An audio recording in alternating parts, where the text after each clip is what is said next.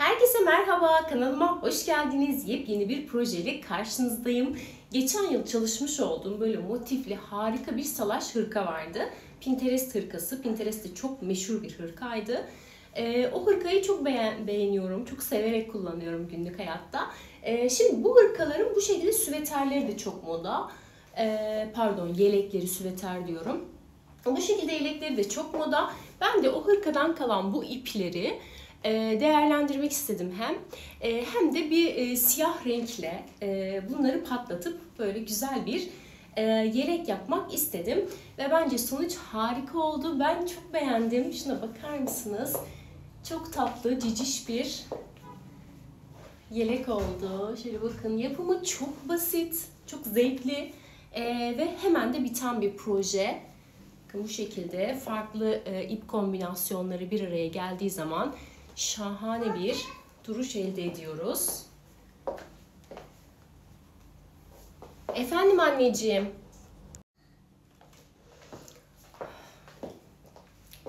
Evet. Dediğim gibi yeleğimiz bu şekilde. Çok tatlı, çok cici bir yelek oldu. Şöyle önden bakın. Bağlama detayı yaptım.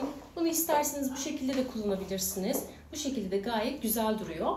Yani ben kendi bedenime göre yaptım. Çok böyle salaş olsun istemedim. Tam üzerime oturan güzel bir model istedim. Siz dilerseniz bunu daha salaş da yapabilirsiniz. Yani benim vücut yapıma çok fazla salaş bence gitmiyor. Bir an önce umarım böyle üzerimize oturan şeyler moda olur da biz de onları rahatça giyer, örer ve kullanırız.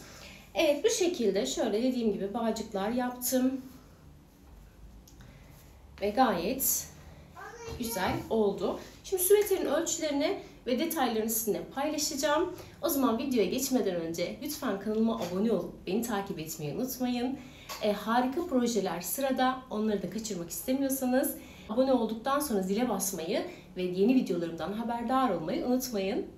İyi seyirler. Evet, şimdi süveterimiz için toplamda 8 adet motif kullanıyoruz. 2 tane ön tarafın sol tarafı için, 2 tane ön tarafın sağ tarafı için. Şöyle arkamızı çevirdiğimiz zaman da bakın 4 tane arka beden için motif kullanıyoruz. Ben bu şekilde siyahla uyumlu renkleri bir araya getirerek kombin yaptım. Şunun güzelliğine bakar mısınız? Gerçekten şahane oldu. Siyah renge de çok yakıştı. Aslında ben bunu da hırka yapmak istiyordum ama siyah ipliğim az olduğu için maalesef, hatta kolun bir kısmını ördüm. Diğer kısmına yetmedi. O yüzden de bu şekilde yeleğe çevirdim. Sizler bunu hırka olarak da yapabilirsiniz. Zaten hırka versiyonu bütün detaylı olarak kanalımda mevcut. Onu da açıklamalar kısmına koyacağım. Oradan ulaşabilirsiniz. Şimdi motiflerimiz için hanım dilendi, bey beğendi modeliyle başlıyoruz. Şöyle bakın 1, 2, 3, 4 sıra renkli ördüm. 2 sırada siyah ipimle ördüm. Bunu da aynı şekilde bütün motiflerimi. Ardından da şöyle bakın 2 motifi birleştirdikten sonra bir sıra bu ikisinin kenarından sık iğne geçtim. Bunu da aynı şekilde 2 motifi birleştirdikten sonra ekstra bir kenardan sık iğne geçtim. Arka için de aynı şekilde bakın önce 1, 2, 3, 4 tane motifimi birleştirdim. Ardından da bu motiflerin kenarından sık iğne geçtim. Sık iğne geçmemdeki amaç şöyle kenarların bakın düzgün olması. Şöyle bakın motif ayrımlarının böyle şu kısımların V'leşmemesi için yaptım. Son olarak da böyle yeleği bitirdikten sonra şu alt kısımdan sık iğne geçtim.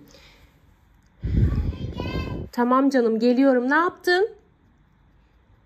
Bana sürpriz yapmış. Efendim? Sana göstereyim, gel. Tamam, geleceğim. Videom bitsin, geleceğim. Şimdi yeleğimiz için ölçülerini hemen paylaşayım sizinle. Sadece motiflerin ölçüsünü vereyim. Bakın motiflerimiz şöyle baktığımız zaman 24 santim. Zaten eni boyu 24 santim kare motiflerimiz. Şöyle yeleğimizin eni ve boyunu da hemen göstermek istiyorum. Bakın. Şöyle eni 48 santim. Boyunu da hemen söyleyelim. Boyu da 48 santim. Siz bunu nasıl büyütebilirsiniz? Motifleri atıyorum, ben şurada renkliyle 4 sıra yaptıysam siz 5 sıra yapın. Siyahla ben 2 sıra yaptıysam siz 3 sıra yapın. Bu şekilde motiflerinizi büyütebilirsiniz. Gayet rahat olabilir. Yani kendi bedeninize göre o şekilde büyütebilirsiniz. Tamam canım. Evet, ölçülerimiz bu şekilde. Evet, şimdi yeleğimiz bu şekilde. Şimdi bu yeleğin bu motiflerinin yapımı, birleştirilmesi, hırka versiyon olarak zaten kanalımda mevcut olduğu için ben ekstradan bir video çekmedim. Şimdi daha önce geçen yıl paylaşmış olduğum hırkada bu motiflerin yapılması, birleştirilmesi ve bu şeklin verilmesi var.